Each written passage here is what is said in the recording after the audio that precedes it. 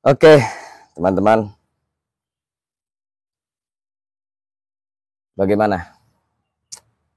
Sudah mengenal kedua sosok yang sangat berjasa terhadap ketidaklulusan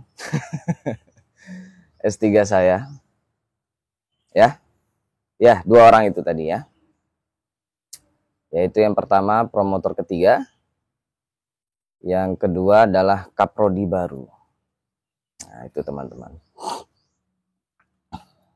Jadi setelah saya memperkenalkan dua orang ini,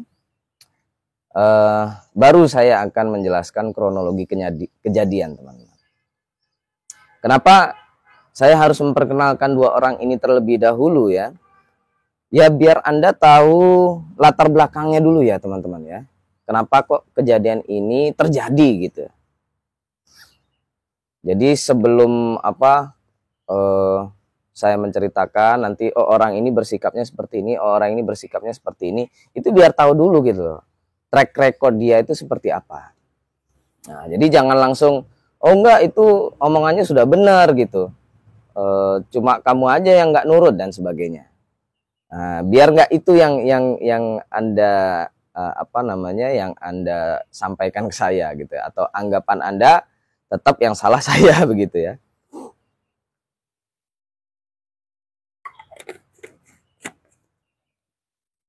Meskipun dalam konteks kebenaran ya, seharusnya Anda lebih memihak ke saya ya. Pertama karena saya adalah korban. Terus yang kedua adalah saya berani speak up ke publik seperti ini. Begitu ya.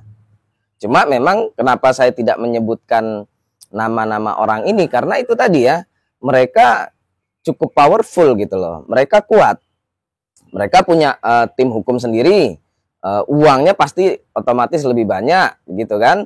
Dan komplotannya juga lebih banyak. Jadi tentu kalau secara kekuatan, secara tim hukum gitu, saya kalah gitu loh teman-teman. Saya untuk menyewa lawyer atau pengacara uang dari mana begitu loh. Ini aja rekening saya sudah saldo minimal, sudah nggak bisa ditarik lagi gitu. Makanya saya mending saya publikasikan seperti ini, setidaknya harapan saya Anda tahu gitu ya. Ada hal seperti ini gitu. Terus yang kedua, meskipun saya tidak memaksa Anda gitu ya, yaitu saya berharap dukungan dari Anda gitu. Atau minimal paling jelek mendoakan saya gitu yang terbaik. Baik akhirnya nanti saya diluluskan atau tidak.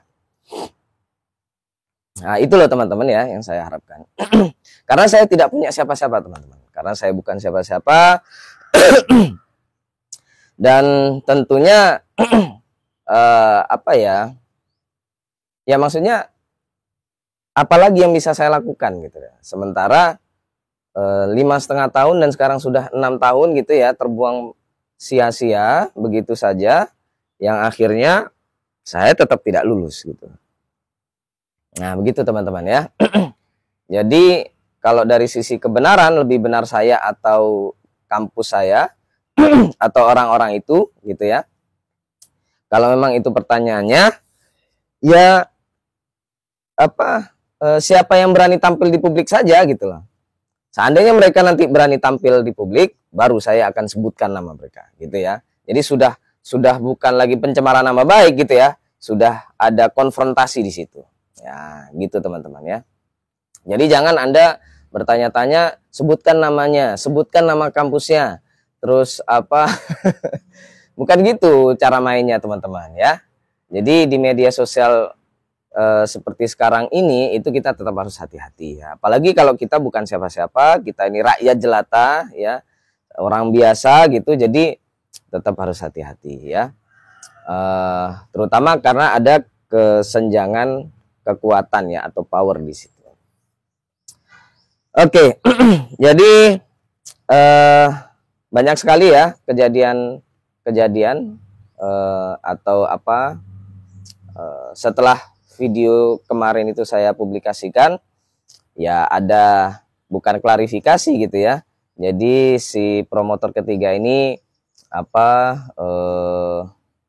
merespon gitu ya. Secara tidak langsung dia tidak menyebutkan setelah adanya video saya, terus dia membuat postingan gitu ya di grup gitu ya, di grup ada dia punya grup komunitas dia gitu ya, dan itu menyebar kemana-mana. Terus ada yang menyampaikan ke saya, si Prof ini bilang begini gitu ya, kayaknya ini apa ngomongin Anda gitu Pak Fikri gitu ya, kira-kira ya, nggak masalah gitu ya, jadi biarin saja selama dia tidak tampil di publik ya, membuat video untuk klarifikasi seperti ini. Anda sudah bisa menebak siapa yang benar ya, apa saya atau dia gitu ya.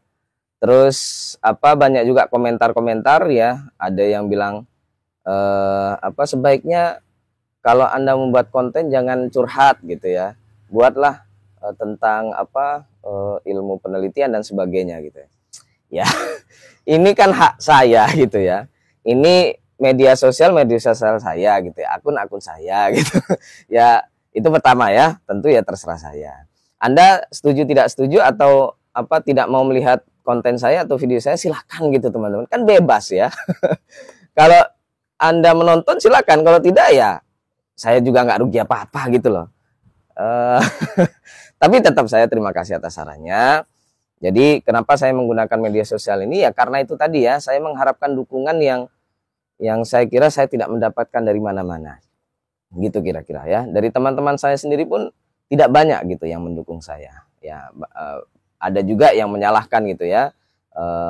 Ada yang menyalahkan, kamu seharusnya apa nurut aja gitu loh, yang penting lulus dulu, nanti kalau setelah lulus tunjukkan gitu taring kamu gitu.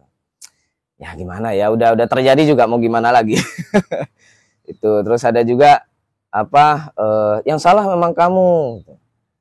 Kamu begini gitu. Dosen itu apa sudah apa pada jalurnya untuk meminta kamu untuk revisi dan seterusnya gitu. Ya nggak apa-apa, terima kasih ya, apapun itu dukungan Anda, saya tetap sampaikan terima kasih, meskipun saya tetap di jalur saya seperti ini begitu teman-teman ya. Ya minimal yang pertama tadi ya, minimal Anda aware, Anda tahu, Anda sadar ada realitas seperti ini ya. Karena apa yang saya sampaikan ini teman-teman, kebanyakan menjadi rahasia umum. Dan yang namanya rahasia umum, semua orang atau banyak orang itu sudah tahu sebenarnya, tapi tidak pernah munculkan ke permukaan seperti ini gitu, ke ruang publik seperti ini. Nah, ini ya, jadi kira-kira Anda setuju boleh, tidak setuju juga tidak boleh teman. Tidak setuju juga tidak apa-apa ya. Jadi silahkan, ini saya hanya menyampaikan saja, dan juga terutama ini untuk pembelajaran untuk Anda gitu ya yang ingin kuliah S2, S3 atau bahkan kuliah S1 juga gitu ya. Ini loh ada realitas semacam ini gitu. Jangan hanya melihat nama besar dari kampus saja gitu loh. Orang-orangnya juga harus dilihat. Nah, gitu ya teman-teman ya. Oke, jadi saya sekarang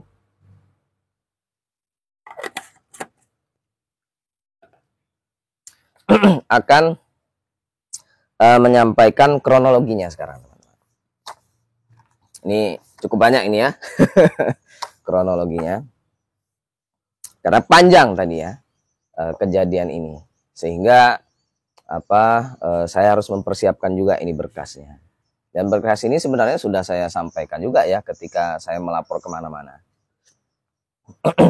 Sebelum itu saya akan mengawali kronologi ini dari awal mula ya, kenapa ini terjadi.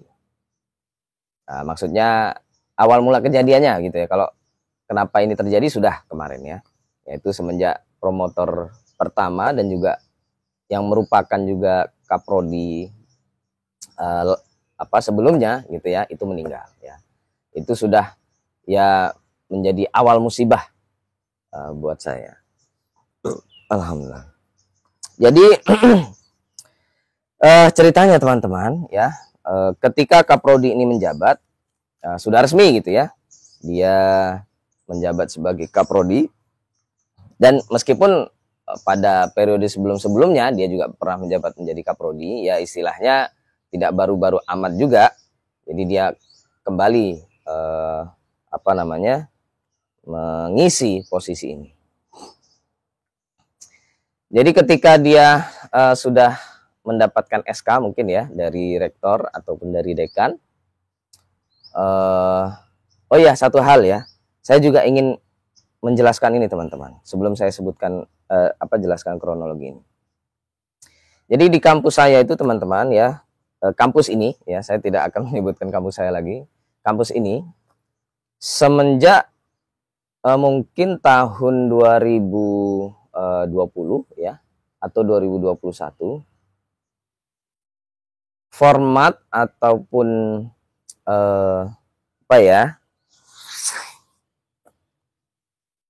sistem pendidikannya untuk S1, S2, S3 ya, itu ada istilahnya sudah terintegrasi. Ya, terintegrasi. Saya kurang tahu kalau di kampus-kampus lain apa ada yang seperti kampus ini ya. Jadi yang pasti ini sudah terintegrasi. Yang dimaksud terintegrasi itu adalah prodi-prodi yang memiliki jenjang sejak S1 sampai S3 itu disatukan menjadi satu prodi. Gitu. Dijadikan satu prodi atau satu satu urusan gitu, satu manajemen. Artinya apa? Jadi untuk pengelolaan terutama S2, S3 ya. Kalau sebelum adanya sistem integrasi ini, sebelumnya mahasiswa S2, S3 atau pengelolaan S2, S3 ya, mahasiswa S2, S3 itu terpusat pada sekolah pasca sarjana. Gitu ya. Kayaknya di mana-mana seperti itu rata-rata. Jadi S1 terpisah ya. Kalau S2, S3 di pasca sarjana, S1 itu di fakultas begitu ya. Jadi sekolah pasca sarjana dengan fakultas itu sejajar ya.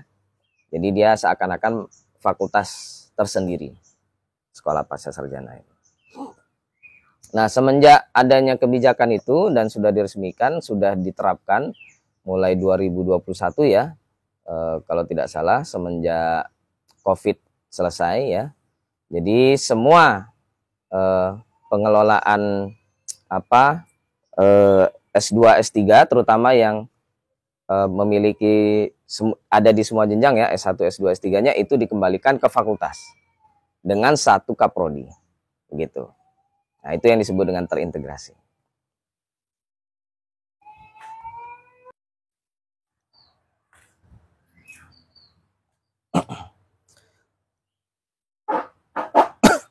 Jadi semenjak itu ya, semenjak 2021 yang sebelumnya kami berurusan dengan direktur pasca sarjana ataupun dan juga tempat perkuliahannya pun di sekolah pasca sarjana sebelumnya ya, pada tahun 2018 dan terutama sebelum COVID itu kami perkuliahan dan semua urusan di sekolah pasca SPS ya singkatannya. Nah, itu sudah berpindah ke fakultas ya. Ada kejadian cukup lucu ya. Terutama itu setelah terjadinya COVID ya, dan saya ada mengurus surat aktif mahasiswa ya, kebetulan pada saat itu untuk mengurus perpanjangan studi ya, perpanjangan beasiswa. Jadi ketika saya mau mengambil surat atau mengurus surat itu ke fakultas ya, jadi sudah berpindah teman-teman ya, sebelumnya di SPS pindah ke fakultas. Nah, itu mungkin karena staf akademik ini belum terbiasa dengan mahasiswa pasca sarjana ya, S2 maupun S3. Jadi apalagi wajah saya kan cukup ini ya. Baby face gitu kira-kira. Jadi kelihatan masih sangat muda. Dikiranya saya mahasiswa S1. Nah, gitu. Jadi ketika minta surat dicarinya tidak ada Kang gitu ya. Terus baru saya ingatkan gitu. Saya sudah tahu orang ini kayaknya tidak sadar kalau saya bukan mahasiswa S1. Bu, saya mahasiswa S3. Oh iya. Nah, ternyata sudah gitu ya. Ada di berkas-berkas mahasiswa S3. Ya, jadi itu ya terjadi sedikit kesalahpahaman ya, karena terutama mereka belum terbiasa dengan mengurus melayani mahasiswa pasca sarjana gitu. Dan melihat dari kejadian saya ini ya, ini untuk Pak Rektor ya, saran saya sudah hapuslah itu integrasi itu, karena mahasiswa S2 S3 jadinya diperlakukan seperti mahasiswa S1, padahal mahasiswa S2 S3 ini sudah beda levelnya ya, secara usia, secara ya mereka ini kan kalangan-kalangan profesional ya. Apalagi yang mahasiswa S3 ini juga dosen gitu, ketika diperlakukan seperti mahasiswa S1 ya aneh gitu ya, nggak apple to apple gitu kata teman saya. Nah, begitu ya, ini untuk Pak Rektor, kalau nonton video ini kembalikan lagi ya ke sistem yang lama, karena terjadi banyak masalah ketika integrasi ini terjadi. Gitu kira-kira ya. Terutama masalah itu dirasakan oleh mahasiswa. Ini untuk Pak Rektor dan juga rektor-rektor yang lain, cobalah ya suara mahasiswa itu didengarkan gitu. Jangan hanya suara kolega Anda atau dosen-dosen itu. Minimal berimbang ya. Jadi suara kolega Anda, teman Anda, ya dosen-dosen itu Anda dengarkan, tapi mahasiswa juga didengarkan. Gitu loh, ya. Ya, kalau bisa dicarikan solusi tengah, ya bagus. Kalau nggak bisa, ya Anda harus milih memihak yang mana? Memihak teman Anda sesama dosen atau memihak mahasiswa. Nah, begitu kira-kira ya. Oke, jadi setelah diberlakukannya sistem integrasi itu, urusan-urusan saya ya sebagai mahasiswa S3 itu sudah ke fakultas dan sudah ke dekan ya, begitu kira-kira. Nah, dekan ini mungkin juga karena terbiasa mengurusi mahasiswa S1 ya, jadi tidak tahu cara menghadapi mahasiswa S2 maupun S3 gitu ya. Dianggapnya mahasiswa S2 S3 ini sama aja dengan mahasiswa S1 yang bisa dihardik begitu ya, dibentak begitu saja gitu. Hei kamu harus sopan, hei kamu begini, begitu kira-kira. Nah itu ya, jadi itu konteks juga saya perlu sampaikan sebelum saya menyebutkan kronologi ini, karena kronologi ini tidak terlepas dari konteks-konteks itu. Oke, jadi awalnya teman-teman ya, semenjak Kaprodi baru ini resmi menjabat, itu mungkin berselang beberapa hari ya setelah dia resmi menjabat dan juga menempati ruangan Kaprodi yang sebelumnya ditempati oleh almarhum promotor pertama saya. Dia mengundang mahasiswa-mahasiswa S3 ya, mahasiswa-mahasiswa S3 yang sudah senior ya, yang sudah semester akhir, dan juga beserta mahasiswa S3 yang baru juga ya, terutama untuk menanyakan progres disertasinya, begitu ya. Melihat undangan ini, saya kok tertarik ya, dan juga saya ingin tahu orang ini kayak apa sih, meskipun sebelumnya juga sudah banyak ya informasi atau kabar-kabar miring tentang dia ya, ibu ini. Tapi saya ingin memastikan secara langsung ya, di depan mata saya. Ketika itu kami dikumpulkan di ada ruang rapat gitu ya, di dekat prodi ataupun di fakultas ya. Jadi karena kami sudah di fakultas semuanya, kayaknya orang ini agak terlambat datangnya ya. Kami mahasiswa sudah tepat waktu jam 8 kalau nggak salah. Dia terlambat ada setengah jam atau 1 jam. Itu pun dia tidak ada minta maaf ya. Oke, terus selanjutnya orang ini ya mungkin karena sudah terbiasa gitu menghadapi mahasiswa, dan cuma saya melihatnya ya mahasiswa kami ini ya, mahasiswa S3 ini diperlakukan seperti mahasiswa S1 gitu ya. Oke Bapak Ibu, bagaimana? Ya saya sekarang yang menjadi kaprodi gitu ya. Saya akan menanyakan progres disertasi Anda. Jadi ya begitu ya kira-kira ya. Terus akhirnya kami diminta melapor satu persatu gitu ya. Ada yang progresnya sudah bagus ya. Promotor kopromotor sudah aman. Tinggal penyelesaian bab 4. Terus nanti rencananya mau segera minta ACC. Terus dilanjutkan kepada sidang. Ada satu kawan saya itu cukup lama ya ditanya-tanya gitu disertasi progresnya sampai dia juga agak kelagapan gitu ya, dan kayaknya si kaprodi ini mengindikasikan kayaknya harus diulang itu nanti coba kayaknya perlu bimbingan bersama ya promotor Anda dengan saya. Nah begitu ya. Ya istilahnya ya sangat feodal ya tindakan dia itu. Nah, terus laporan gitu.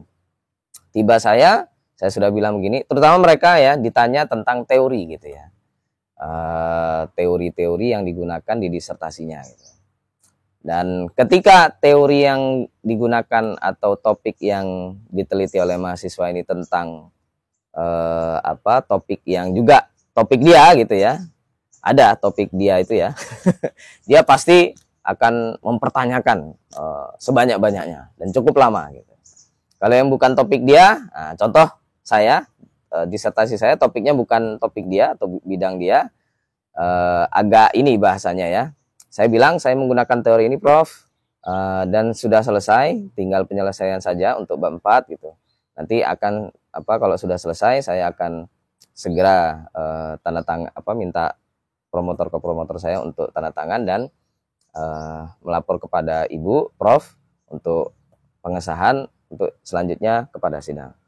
Nah, kebetulan teori yang saya gunakan dia tidak paham gitu ya. Jadi dia agak kelagapan gitu ya ketika si Bu Kaprodi ini ya kelagapan menghadapi saya karena memang dia tidak tahu teori yang saya gunakan karena bukan bidang dia juga, bukan bidang keilmuan dia gitu ya. Oke, kalau memang sudah selesai nanti coba laporan ke saya, begitu kata dia. Oke, ya sejauh itu ya pada saat itu saya melihat tidak ada masalah lah, biarinlah dia feodal seperti itu. Yang penting dia bilang begini, oke Bapak Ibu di akhir-akhir ya, pokoknya saya minta Bapak Ibu segera selesaikan, gitu ya. Nanti di prodi akan kami bantu gitu. Bahkan nanti setelah disertasi selesai, pengesahan selesai, itu ada namanya kalau di kampus ini ya untuk mahasiswa S3 itu selanjutnya kalau secara administrasi itu ada cek Turnitin ataupun plagiasi. Nah itu syaratnya untuk bisa menggunakan jasa cek plagiasi atau Turnitin di kampus ini itu harus ada surat pengesahan dari promotor, kopromotor, dan kaprodi. Selanjutnya, kalau memang sudah tidak ada masalah dengan plagiasi, itu baru lanjut masuk ke namanya sidang komisi atau ya sidang komisi namanya. Jadi nanti di situ ada dewan gitu ya. Ya saya nggak tahu itu fungsinya apa gitu ya. Kalau memang dari promotor ke promotor sudah beres, harusnya kan langsung diujikan saja ya, gitu. Tapi dia ada istilahnya dewan komisi. Gitu. Oke. Tapi syaratnya itu dulu ya, cek plagiasinya sudah beres baru bisa masuk ke komisi. Biasanya di komisi itu juga ada revisi-revisi ya, jadi disuruh revisi. Baru setelah direvisi, terus komisi mengeluarkan surat rekomendasi disertasi ini sudah bisa diajukan, didaftarkan sidang gitu ya. Nah sidangnya ada 2, sidang 1 sidang tertutup, yang kedua sidang terbuka atau promosi doktor. Nah, kalau sidang komisi ini sudah di ACC baru kita bisa ke sidang 1 yang Anda sudah tahu ya. Jadi kalau sidang tertutup itu ya promotor, ketua sidang, terus ada penguji internal, penguji eksternal gitu ya. Nah, si ibu ini bilang kalau Anda sudah selesai, saya akan suruh itu kenal saya, ketua komisinya gitu. Nanti dipercepat gitu. Kalau biasanya berapa bulan itu selesainya untuk sidang komisi? Nah, 1 bulan, ada bahkan lebih gitu. Nggak tahu Bu. Gitu. Oke, nanti saya minta seminggu sudah selesai gitu. Dari kata-kata dia itulah saya semangat gitu ya, termotivasi. Ini orang ini kayaknya baik ini, gitu. Makanya saya setelah bertemu sekali sama dia, kesan saya baik sebenarnya sama orang itu ya pada saat itu. Saya bilang ke promotor saya itu ya, jadi tinggal 2 orang promotor saya, awalnya 3, yang pertama sudah almarhum, tinggal promotor kedua dan promotor ketiga ya, yang orang luar ini, bukan orang kampus ya. Nah, SK promotor itu sudah diperbaharui, yang awalnya promotor 2 dinaikkan menjadi promotor 1, yang promotor 3 menjadi promotor 2. Atau istilahnya di kami itu promotor, kopromotor, kalau yang ketiga namanya anggota.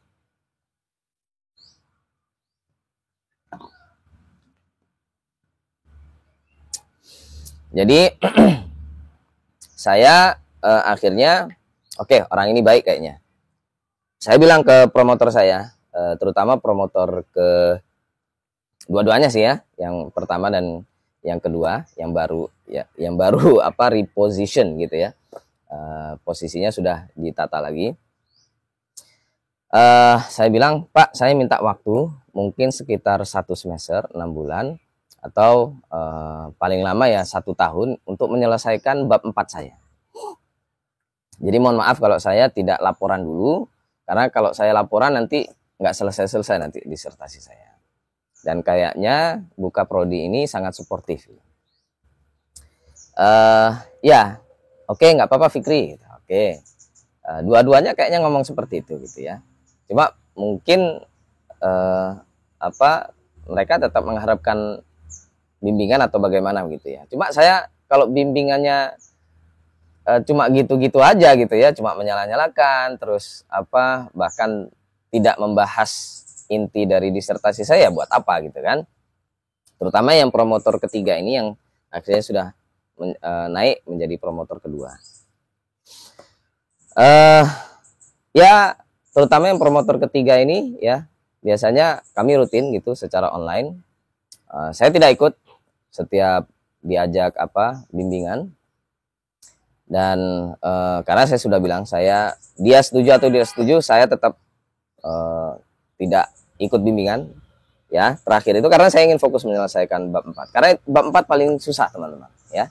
Apalagi di disertasi, di S3 datanya cukup banyak sekali. Oke. Jadi setelah itu ya, setelah saya fokus, akhirnya selesainya hampir 1 tahunan ya, hampir itu artinya ya tidak sampai 1 tahun. Saya sempat cuti ya 1 semester, jadi 5 tahun itu jadinya. Terus di semester selanjutnya itu akhirnya selesai disertasi itu. Promotor ketiga dulu yang saya tanya gitu, Pak, disertasi saya sudah beres, bagaimana, kira-kira bisa dilanjutin nggak untuk sidang gitu. Nah kebetulan memang saya sudah punya lembar yang dia tanda tangani ya, karena orang ini kan tinggalnya jauh ya, tidak di kota itu. Jadi ketika pertemuan kami terakhir ya di kota itu, saya langsung minta tanda tangan dia ya, untuk mempermudah administrasi saja begitu loh. Bukan masalah saya ingin memasukkan tanda tangan dia atau bagaimana, karena itu kan administrasi saja begitu ya, dan dia juga sudah menyetujui gitu kan.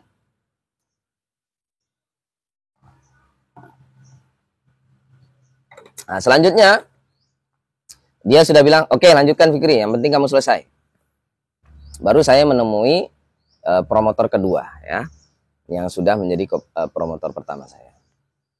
Ketika promotor kedua ini dia minta waktu untuk membaca disertasi saya. Oke, ada hampir 1 bulan itu waktunya saya berikan kepada dia, ya, promotor kedua ini. Sebenarnya promotor kedua ini sebenarnya tidak ada masalah saya dengan dia, gitu ya. Orang ini ya terkenal baik juga ya,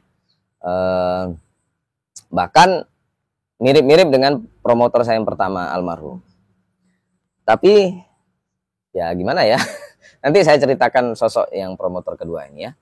Terutama kejadian ketika pertemuan dengan rektor dan juga petinggi-petinggi itu ya, kampus. Jadi ketika saya menunggu dia membaca disertasi itu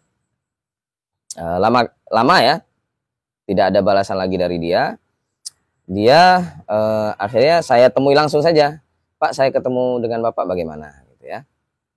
Oke, akhirnya dia temui saya aja dulu gitu.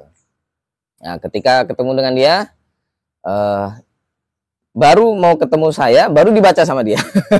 Dan itu ya, nggak tahu kalau dia belum membaca disertasi atau tugas akhir mahasiswa, yang salah siapa? Masa mahasiswanya? Gimana itu logikanya? Ya, yang salah dia lah gitu loh. Ngapain aja dia selama 1 bulan itu tidak membaca disertasi kita gitu ya. Nah, jadi dia bilang, saya baru membaca ini, baru bab 1. Nah, kemarin-kemarin kemana aja gitu, 5,5 tahun gitu, baru membaca bab 1 saya. Nah, jadi ketika ketemu dia ya, bagaimana Pak gitu, apa sudah bisa diajukan untuk disidangkan gitu ya. Karena nanti untuk proses administrasi agak panjang.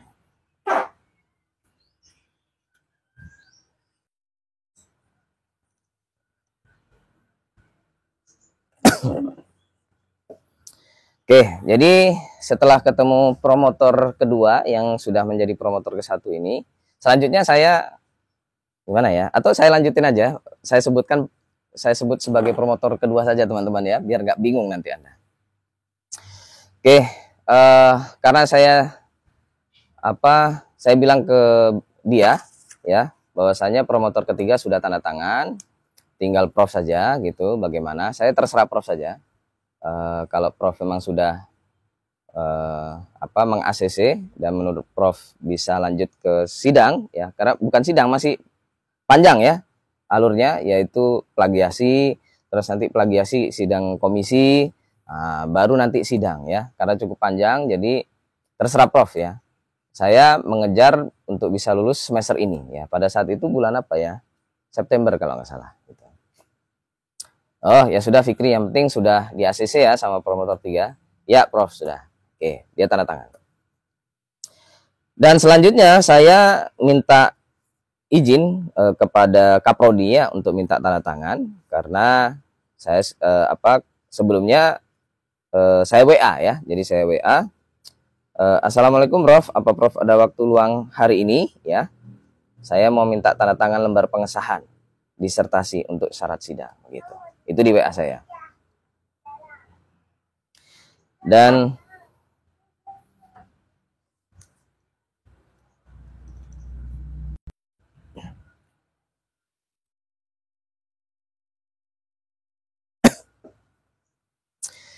nah, balasannya cukup ya, saya menunggu 1 jam ya untuk melihat balasan dari Kaprodi ini. Print dulu disertasinya. Oke. Sudah ke komisi. Saya ingin lihat dulu. Oke, sudah siap Prof. Dari promotor promotor kedua juga sudah tanda tangan. Kalau mau ke komisi, syaratnya harus ada surat pengesahan dan juga surat plagiasi. Itu ya. Ini kalau mau tanggal WA-nya itu tanggal 9 November 2023. Oke, ya simpan di meja saya dengan disertasinya. Oke, siap, nuhun Prof. Oke. Jumlah kata 50.000 untuk doktor yang kuliah. Oke. Siap, disertasi saya 93.647 kata, Prof. Di luar referensi, halaman depan dan lampiran. Oke, Ya, saya mau lihat dulu. Siap. Saya titipkan ke staf ya, Prof, beserta lembar pengesahannya. Oke. Ya, jadi sudah sesuai administrasi teman-teman. Tinggal tanda tangan dia saja. Nah, akhirnya saya taruh di staf administrasi dia ya, draft disertasi dan juga lembar pengesahan. Lalu setelah 1 minggu ya tidak ada balasan dari dia, akhirnya saya kirim WA lagi yang terkait tentang disertasi saya, tapi tidak dibalas sama dia, gitu ya. Terus saya di hari kemudian hari setelahnya saya WA lagi. Tujuannya bukan untuk menanyakan disertasi saya lagi, tapi tujuannya untuk menemui dia, gitu ya. Apakah Assalamualaikum Prof, punten, apa hari ini Prof bisa ditemui? Jawabannya, insya Allah bisa. Kemarin sudah baca disertasi. Itu tentang apa? Coba, Anda gimana tanggapan Anda ya? Dia bilang begini, kemarin sudah saya baca. Itu tentang apa gitu? Ada orang yang sudah membaca sebuah teks, terus menanyakan isi dari teks itu, tulisan itu kepada penulisnya, karena dia tidak paham gitu. Ini yang salah siapa? Oke ya. Oke, siap jam berapa kira-kira Prof? Insya Allah saya jelaskan sekalian di kantor gitu. Sebentar, saya ada Zoom dulu di rumah dengan Kemdikbud. Oke, siap Prof. Itu ya, itu pagi harinya. Terus, Pak, saya sudah di prodi. Itu siang ya. Jadi kira-kira berarti 2 jaman ya setelah WA itu. Siap Prof. Jadi ketika dia bilang saya sudah di prodi, saya langsung buru-buru ke kantor dia.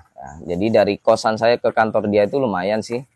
Saya harus naik motor, terus masalahnya kalau di kampus itu dari parkiran motor ke fakultas ini ya, ke kantor orang ini lumayan juga ya kalau jalan. Tapi saya harus berlari-lari gitu ya. Dan ini kan kampus ini kan tanjakan begitu ya. Jadi karena dataran tinggi gitu. Jadi lumayan itu saya berkeringatan untuk mengejar orang ini. Oke. Setelah itu ya, nah ini yang penting teman-teman ya. Yang penting adalah kejadian ketika saya menemui dia. Ya. Ketika saya ke ruangan dia, ya kebetulan ada juga yang lagi konsultasi mungkin, atau saya kurang tahu ya. Yang penting saya sudah di situ, saya menunggu di luar, lumayan lama ya, 1 jam atau 1,5 jam gitu menunggu. Setelah orang ini selesai, saya masuk gitu ya.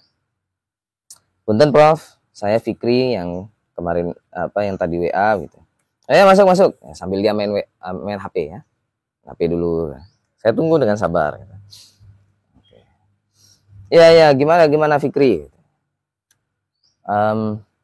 Ya Prof, bagaimana dengan disertasi saya? Apa kira-kira sudah bisa diujikan gitu? Ya, saya sudah baca sekilas Fikri gitu. Ini tentang apa sih? Saya kok nggak paham ya. Liar saya bacanya begitu. Ya, liar ya. Liar itu dalam bahasa Indonesia artinya pusing gitu ya. Oh ya, baik Prof ya. Saya masih baik teman-teman ya. Pada saat itu saya masih baik, senyum gitu, menunduk begitu ya. Saya jelaskan dengan baik-baik, begini Prof. Sambil dia tetap main HP itu, coba bayangkan. Aduh, ya jadi oke, terus dia entah ngomong nggak jelas sebenarnya, sambil main HP, sambil main HP, ya ini begini. Saya kok nggak paham ini apa ini. Apa sih ini tentang apa sih gitu. Ya, jadi penelitian saya itu tentang bagaimana memasukkan nilai-nilai keislaman ke dalam pendidikan calon guru bahasa Inggris gitu ya. Gimana saya nggak paham. Coba ini dia asal buka aja ya, saya nggak tahu dia apa betul-betul sudah membaca disertasi saya apa belum, saya juga nggak tahu karena kan tebal ya. Selama 1 bulan untuk membaca disertasi yang tebal itu ya, apalagi dia kaprodi, dosen gitu ya. Pasti sibuk dan sebagainya. Saya nggak tahu ya. Pokoknya situasinya seperti saya ngobrol dengan promotor gitu, dengan dosen pembimbing. Padahal dia kaprodi, ya, bayangkan. Nah, jadi sebenarnya yang saya permasalahkan teman-teman itu adalah apakah kaprodi berhak ya membatalkan sebuah disertasi ya yang sudah melalui proses bimbingan dengan dosen pembimbing. Itu aja sebenarnya. Kalau yang berhak ya bagaimana gitu ya. Kalau tidak berhak ya bagaimana begitu loh. Karena kalaupun berhak saya menentang itu gitu loh.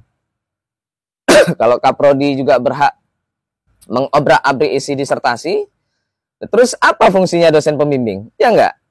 Nah, begitu kira-kira ya. Kalau saya sih menyebutnya itu sudah kurang ajar kaprodi kayak gitu. Ya melangkahi peran dari dosen pembimbing. Nah, kalau saya begitu. Nggak tahu dengan Anda ya. Atau ini ya, rektor-rektor ataupun fakultas kampus-kampus lain ya. Kalau saya sebagai dosen pembimbing saya pasti tersinggung gitu ya dengan kaprodi ini. Nah, gitu kira-kira.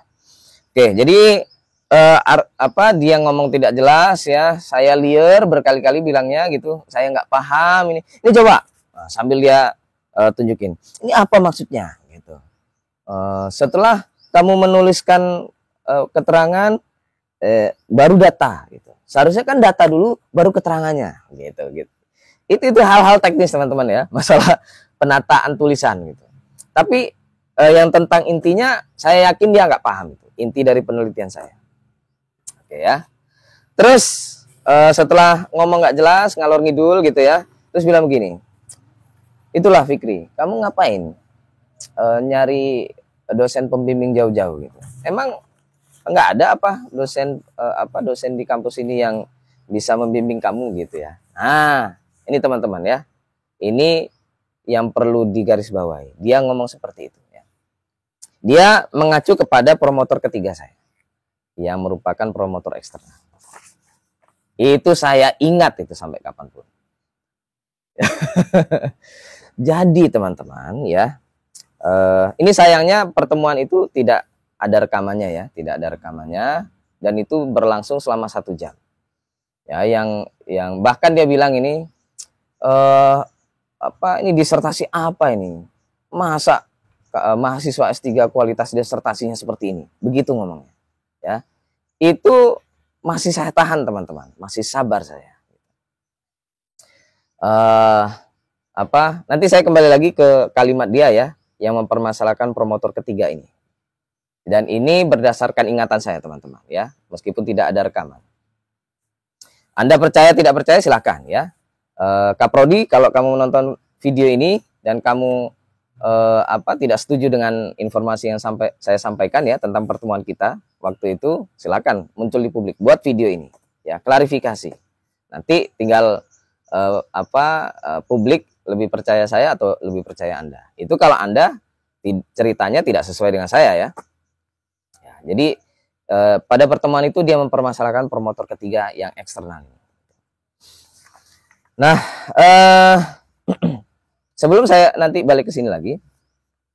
Jadi setelah itu dia ngalor ngidul ngomongnya, terus saya sudah menjelaskan sebaik mungkin ya, baik dalam bahasa Inggris maupun dalam bahasa Indonesia. Tetap masih disalahkan sama dia gitu. Ini nggak bisa ini. Ngapain kamu multi case study? Harus mengambil data dari 4 kampus. Nggak penting ini. 1 aja udah cukup gitu. Nah, coba itu. Mengubah dari studi multi kasus menjadi 1 kasus. Padahal datanya sudah pack, sudah paten. Kalau mau diubah-ubah lagi kan susah, teman-teman. Ya, jadi dia minta dijadikan 1 kasus saja. Tuh, terus apalagi ya? Dia mintanya ini bab 2-nya, bab 2 itu literature review atau kajian pustaka. Ini banyak banget ini. Ada sampai berapa 15 poin atau subheading gitu ya. Ini kebanyakan ini. Coba dikurangi. Lah, tapi katanya kalau Dr. by Research minimal berapa ya kemarin ya? 80.000 kata Prof gitu. ah itu nggak penting itu ya, dikurangi nih banyak ini, saya liar ini bacanya, gitu kata dia. Meskipun nanti ketika pertemuan dengan rektor, dengan pejabat-pejabat itu dia beda lagi omongannya. Ini kurang ini jumlah katanya. Kalau by research harusnya 80.000 kata gitu ya. Aneh orang ini ya si Kaprodi ini ya, ibu ini ya perempuan. Saya bingung. Saya orang yang sebenarnya tidak ingin berkonfrontasi dengan perempuan. Ya, saya sangat menghargai perempuan. Tapi kalau orangnya seperti ini gimana coba ya? Dan merugikan saya ini. Ini jelas-jelas merugikan saya. Oke ya, jadi apapun itu panjang dia ngomongnya dan bahkan merendahkan gitu ya, dan terutama ini merendahkan promotor ketiga juga. Ini promotor ketiga kalau Anda nonton ini, Anda itu sebenarnya direndahkan sama Kaprodi ini. Kok Anda malah mendukung Kaprodi? Ya. Setelah itu ya, jadi ini harus direvisi total ini. Judulnya diganti ini. Ya. Satu kasus saja. Terus padahal saya sudah bilang ini kalau diubah lagi metode penelitiannya Prof menjadi satu kasus, ini banyak yang harus diubah Prof. Ya mau nggak mau harus gitu. Oke, dia tidak mau tanda tangan. Ya intinya dia tidak mau tanda tangan. Akhirnya saya menggunakan strategi yang oleh istri saya disarankan ya. Apa itu? Begging ya, memohon kepada dia. Saya memohon seperti ini ya, Prof, saya sudah semester 11 ya, sudah 5,5 tahun saya kuliah di sini dan saya sudah tidak ditanggung lagi oleh beasiswa gitu ya. Ini kan tinggal tanda tangan Prof gitu. Jadi sementara nanti untuk proses administrasi mengajukan sidang itu cukup panjang. Bisa sampai 2 sampai 3 bulan. Padahal semester ini sudah mau habis gitu ya. Nanti kalau ini aja semester ini saya menggunakan uang pribadi. Kalau nanti tidak selesai semester ini, saya harus menggunakan uang pribadi, Prof. Saya memohon kepada ibu ini. Oh, nggak bisa, itu kamu ngancam namanya ke saya. Begitu dia omongnya. Bayangkan ya, orang memohon seperti itu, dia bilangnya, saya mengancam dia. Coba. Gimana ini? Ini logika, ini ngomong logika, teman-teman ya. Orang memohon dibilang mengancam. Nah, gitu ya. Ya Prof, saya ini belum bekerja tetap ya, meskipun saya adalah pemasukan dari serabutan gitu ya, dari mengisi pelatihan, mengisi kelas gitu. Tapi saya ini punya anak, istri dan seterusnya. Nggak bisa ini. Saya nggak mau tanda tangan. Ya, saya pokoknya ini nanti kita pertemuan dulu dengan promotor dan promotor Anda gitu. Baru nanti saya tentukan mau diapakan disertasi Anda. Ini disertasi Anda ini apa ini? Nggak bagus ini, gitu kira-kira ya. Nah, dari situ teman-teman ya, masalah terjadi, mental saya kena juga ya. Akhirnya saya melapor ke promotor saya berdua. Ya udah, nanti kita agendakan bimbingan bersama ya. Nah, saya kira itu dulu teman-teman ya untuk video ini karena ini sudah cukup panjang. Nanti video selanjutnya saya akan menjelaskan kejadian ketika Zoom ya. Jadi selanjutnya bimbingan bersama dengan dia, Kaprodi ini, dengan kedua promotor saya dan saya ya, melewati Zoom ya. Oke, ditunggu saja part selanjutnya.